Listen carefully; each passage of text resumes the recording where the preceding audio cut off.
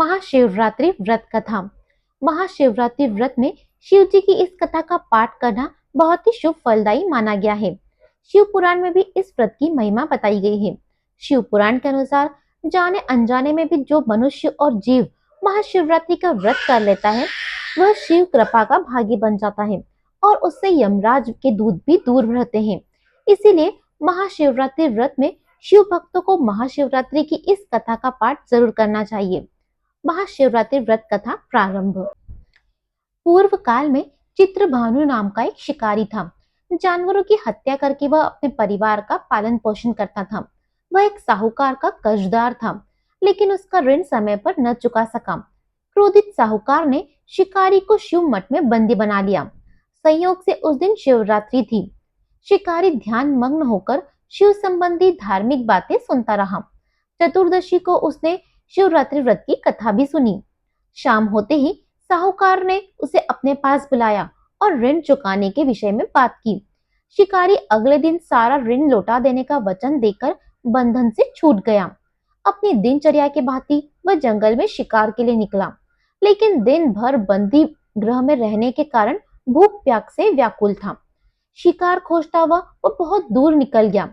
जब अंधेरा हो गया तो उसने विचार किया कि रात जंगल में ही बितानी पड़ेगी। वह वन एक तालाब के किनारे एक बेल के पेड़ पर चढ़कर रात बिताने का इंतजार करने लगा।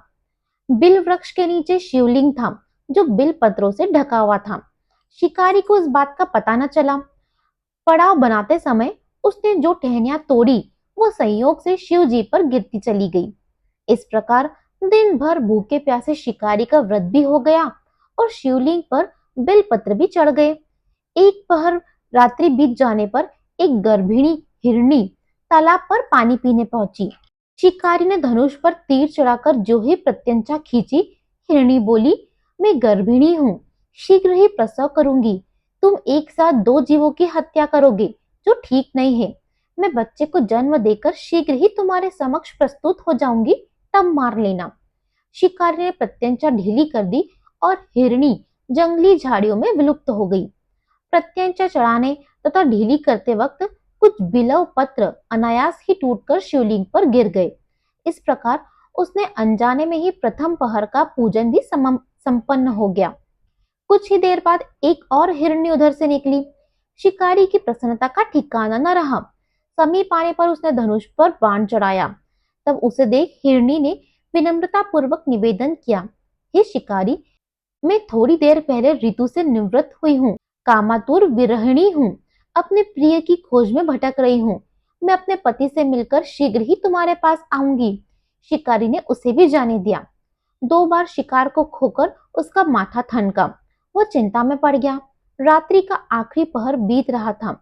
इस बार भी धनुष से लगकर कुछ बेल पत्र शिवलिंग पर जा गिरे तथा दूसरे प्रहर की पूजन भी संपन्न हो गई।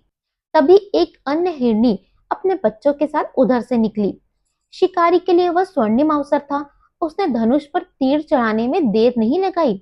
वह तीर छोड़ने ही वाला था कि हिरनी बोली, हे शिकारी, मैं इन बच्चों को इनके पिता के हवाले करके लौट आऊंगी। इस समय मुझे मत मारो। शिकारी हंसा और बोला, सामने आए शिकार को छोड़ दूं? मैं ऐसा मूर्ख नहीं। इससे पहले मैं 2 बार अपना शिकार खो चुका हूँ। मेरे बच्चे भूख प्यास से व्यग्र हो रहे होंगे। उत्तर में हिरनी ने कहा, जैसे तुम्हें अपने बच्चों की ममता सता रही, ठीक वैसे ही मुझे भी। हे शिकारी, मेरा विश्वास करो, मैं इनके पिता के पास छोड़कर तुरंत लौटने की प्रतिज्ञा करती हूँ। शिकारी का हिरनी का दुख भरा स्वर सुनकर शिकारी को उस पर दया आ गई। उसने उस मृगी को भी जाने दिया। शिकार के अभाव में तथा भूख प्यास से व्याकुल शिकारी अनजाने में ही बेल वृक्ष पर बैठा बेलपत्र तोड़ तोड़कर नीचे फेंक रहा था। पो फटने को हुई तो एक हष्ट पुष्ट मृग उसी रास्ते पर आया। शिकारी ने सोच लिया कि इसका शिकार वह अवश्य करेगा।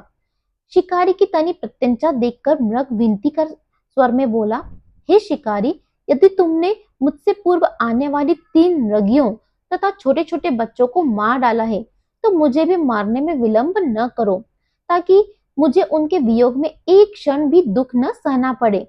मैं उन हिरनियों का पति हूँ। यदि तुमने उन्हें जीवन दान दिया है, तो मुझे भी कुछ क्षण का जीवन देने की कृपा करो। मैं उनसे मिलकर तुम्हारे समक्ष उपस्थित हो जाऊंगा। मृग की बात सुनते ही शिकारी के सामने पूरी रात का घटनाक्रम घूम गया। उसने सारी कथा मृग को सुना दी। तब मृग ने कहा, मेरी तीनों पत्नियां जिस प्रकार प्रतिज्ञाबद्ध होकर गई है, मेरी मृत्यु से अपने धर्म का पालन नहीं कर पाएगी। अतः तुमसे अतः जैसे तुमने उन्हें विश्वास पात्र मानकर छोड़ा है, वैसे ही मुझे भी जाने दो।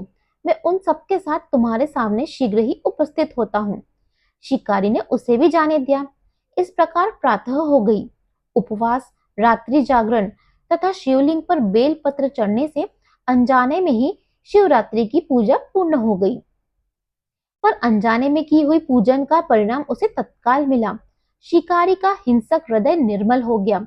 उसमें भगवत शक्ति का वास हो गया। थोड़ी ही देर बाद वह मृग सपरिवार शिकारी के समक्ष उपस्थित हो गया ताकि वह उनका शिकार कर सके। किंतु जंगली पशुओं की ऐसी सत्यता, सात्विकता एवं सामूहिक प्रेम भावना देखकर शिकारी को बड़ी ग्लानि हुई। उसने मृग परिवार को जीवन दान दे दिया। अनजाने में ही शिवरात्रि के व्रत का पालन करने पर भी शिकारी को मोक्ष की प्राप्ति हुई। जब मृत्यु काल में यमदूत उसके जीव को ले जाने आए तो शिव गणों ने उसे वापस भेज दिया तथा शिकारी को शिवलोक ले गए। शिव जी की कृपा से ही अपने इस जन्म में राजा त्रिभानु अपने पिछले जन्म को याद रख पाए तथा महाशिवरात्रि के महत्व को जानकर उसके अगले जन्म में भी पालन कर पाए। शिव कथा का यह है संदेश। शिकारी की कथा अनुसार महादेव तो अनजाने में किए गए व्रत का भी फल दे देते हैं, पर वास्तव में महादेव शिकारी की दया भाव से प्रसन्न हुए। अपने परिवार के कष्ट का ध्यान रखते हुए भी शिकारी ने मृग परिवार को जाने दिया। यह करुणा ही वस्तुतः उस शिकारी को उन पंडित एवं पुजारियों से उत्कृष्ट बना देती है, जो कि सिर्फ रात्रि जागरण, उपवास एवं दूध दही बेलपत्र आदि द्वारा शिव को प्रसन्न कर लेना चाहते हैं। इस कथा में सबसे महत्वपूर्ण बात यह है कि इस कथा में अनजाने में हुए पूजन पर विशेष बल दिया गया है। इसका अर्थ यह नहीं है कि शिव किसी भी प्रकार से किए गए पूजन को स्वीकार कर लेते हैं अथवा भोलेनाथ जाने या अनजाने में हुए पूजन में भेद नहीं कर सकते हैं।